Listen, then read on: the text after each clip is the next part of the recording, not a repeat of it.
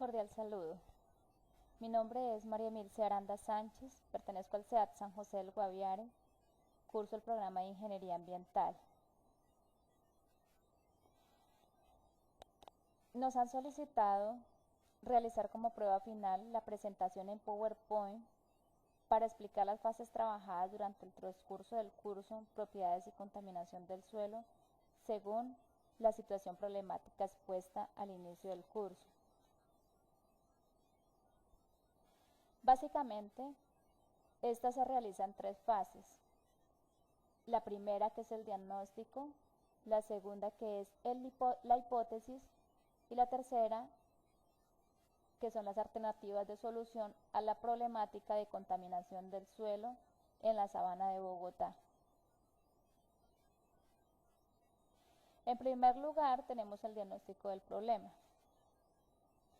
Y teniendo en cuenta la situación planteada, se realiza una descripción de las características del suelo en mención, donde tenemos la localización, que es en la sabana de Bogotá, la altitud, que está a 2.640 metros sobre el nivel del mar, la temperatura promedio, que es de 19 grados centígrados, la precipitación media anual, que es de 1.200, un nivel freático muy profundo, un tipo de drenaje natural bien drenado, material parental, ceniza volcánica depositada sobre arcilla lacustre, uso actual que es para el cultivo de hortalizas, un pH de 5.5 y un porcentaje de materia orgánica del 12%. Teniendo en cuenta esta descripción, se hace la clasificación del suelo de acuerdo al orden taxonómico. Y analizando la información dada, se puede deducir que según la descripción del problema se puede realizar la clasificación del suelo de acuerdo al orden taxonómico Andisol, el cual se describe de la siguiente manera.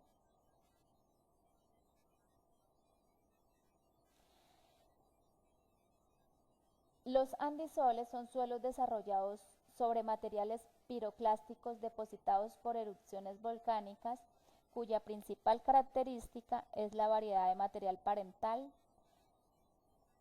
Dentro de sus características encontramos que cuando estos suelos son jóvenes atesoran colores oscuros, son altamente porosos, son ligeramente permeables, de muy buena estructura y fáciles de trabajar.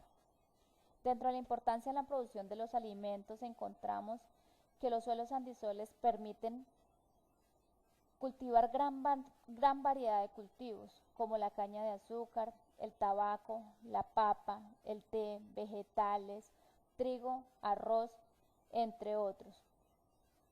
Los materiales con propiedades ándicas en los suelos se caracterizan por poseer altos contenidos de materia orgánica, tienen alta capacidad de fijar fosfatos, tienen una baja densidad aparente y unos determinados contenidos de aluminio y de hierro.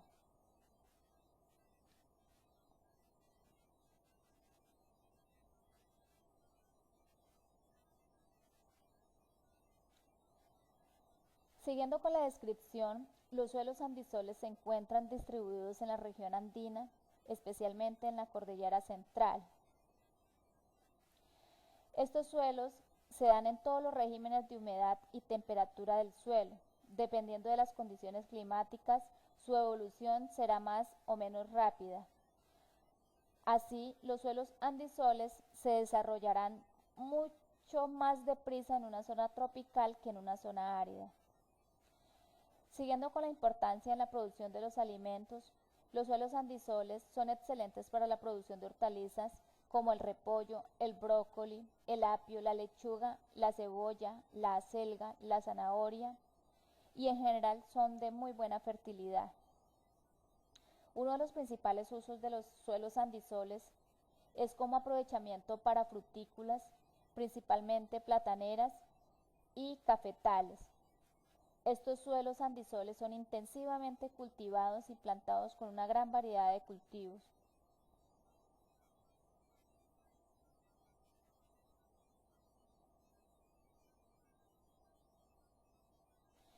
Siguiendo con el diagnóstico, vamos a describir La textura.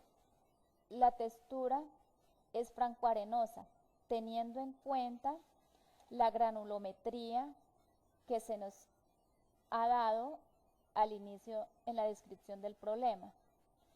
Dentro de la granulometría tenemos que hay un 64% de arenas, un 24% de limos, un 12% de arcillas.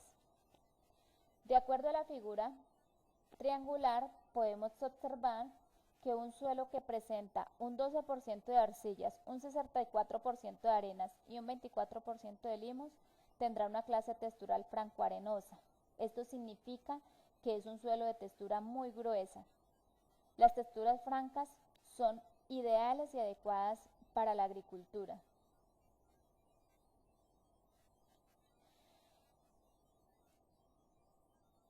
Su clasificación, de acuerdo al pH, se encuentra en 5.5, siendo este un suelo ácido que resulta de la intensidad agrícola, suelos orgánicos y bien drenados de regiones húmedas y de acuerdo a su contenido de materia orgánica entre 10 y 20%, con alta porosidad.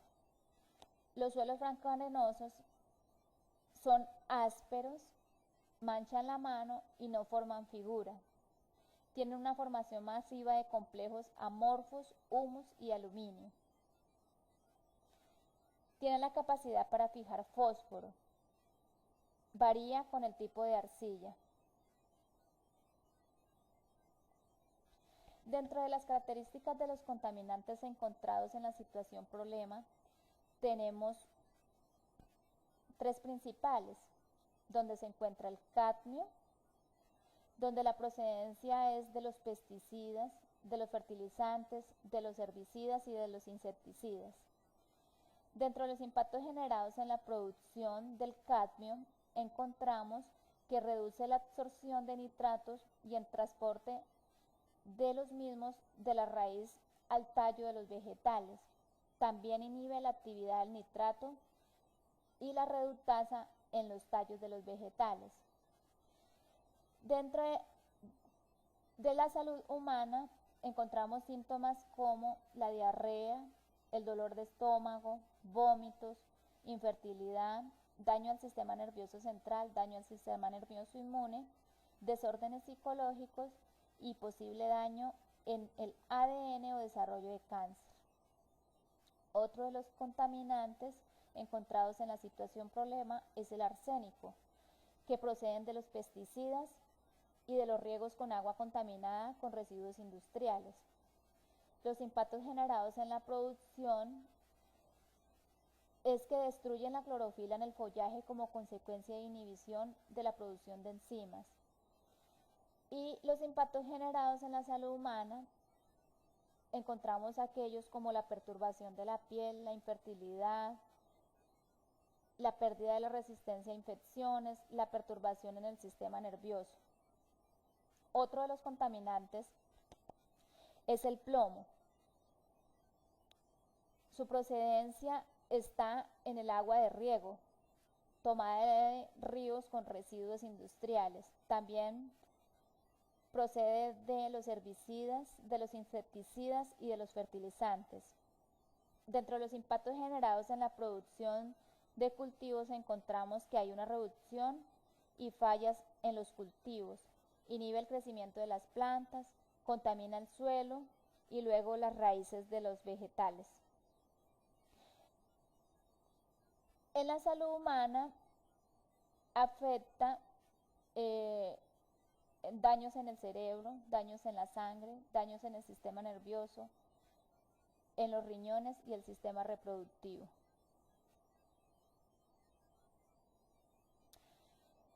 Ya hemos terminado con la primera fase, que es el diagnóstico del problema.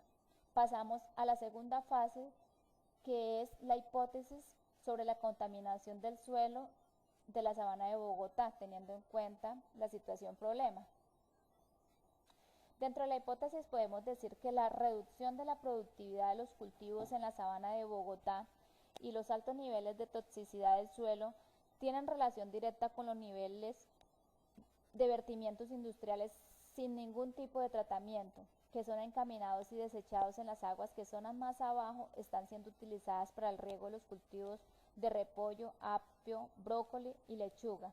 Estas aguas contienen elementos pesados como el plomo, el cadmio y el arsénico, y también se encuentran en forma natural en la corteza terrestre. Se acumulan en el suelo, en las aguas superficiales, en el aire y en las aguas subterráneas. Ya que estos elementos son solubles en el agua, pueden ser arrastrados por lluvias y riegos a estas mismas fuentes donde se acumulan y se esparcen, ocasionando así la contaminación del suelo.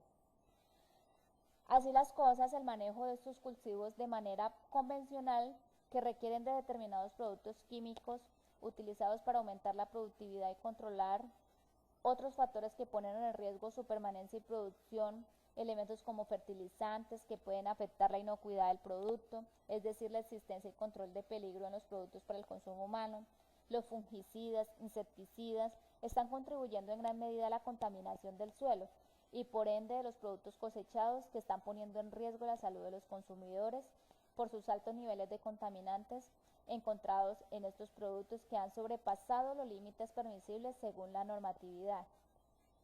Por tanto, se requiere más compromiso por parte de las autoridades ambientales de la población y del sector industrial a definir medidas de mitigación y control con el único objetivo de reducir en gran porcentaje el daño a los recursos naturales, a los ecosistemas y la población de esta zona en investigación.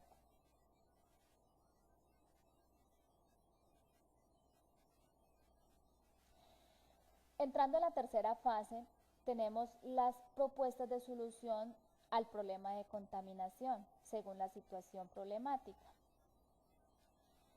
Analizando el problema, es fundamental plantear alternativas de solución biotecnológicas, teniendo en cuenta que este tipo de suelo es utilizado para el cultivo de alimentos.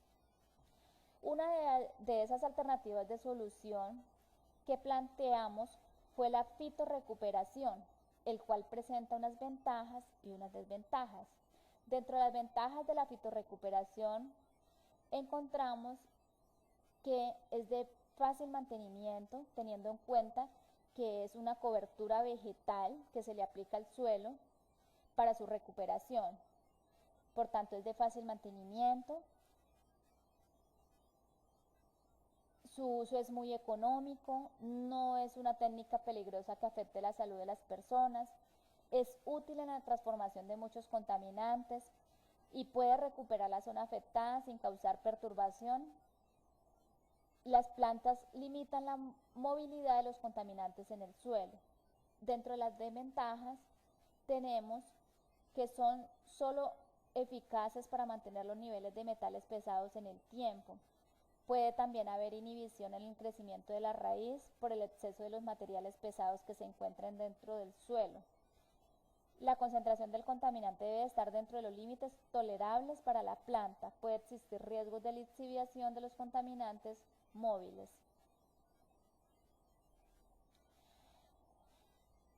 Por último, encontramos o realizamos un diagrama de proceso del tratamiento de la fitorrecuperación.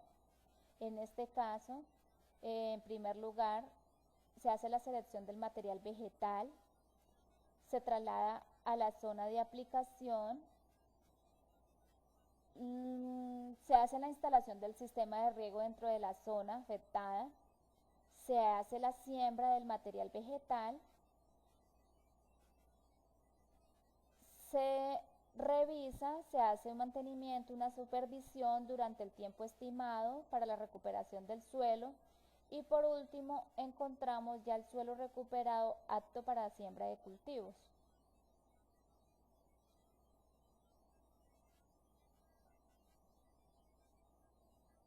Para finalizar tenemos las conclusiones,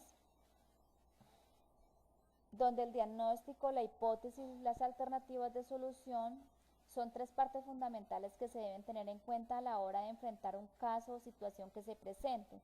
En primer lugar, el diagnóstico permite visualizar el problema teniendo en cuenta la caracterización, clasificación, textura e importancia del suelo contaminado, situación que se analizó.